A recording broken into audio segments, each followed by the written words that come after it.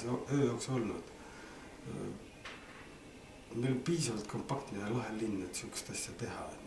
Kas linnarahvas sellest ka midagi nagu saaks või tavainimene, kes kunagi ei satu maratoni? Ma ei ole kunagi jooksnud maratoni. Ausalt ei ole jooksnud. Esialgu ei kavatse ka välja arvatud seda linnamaratoni joosta, sest ma veel üks loodan, et see saab lahe olema. Võib-olla Beton, ei tea, vaevalt küll. Näide on rottide jooks, mis on tegelikult ainult 1,5 kilomeetrit. Läbides seda 1,5 kilomeetrit ei ole ta sugugi see 1,5 kilomeetrit, mis joosta mööda maanteed. Me jookseme seda üritust tõenäoliselt sellepärast, et see on lahe ja fun. Et me tõesti peame seda fun ürituseks, et sellest funist ka osa saada, pead sa. Kui sa seal ei osale, siis sul ei ole fun. Meie jaoks on see pigem lõpu ja kvaliteetaeg meeskonnaga.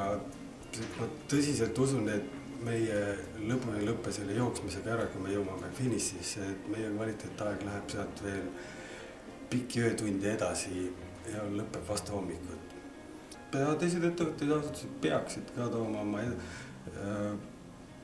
asutuse liikmed nii-öelda jooksma. See on fun.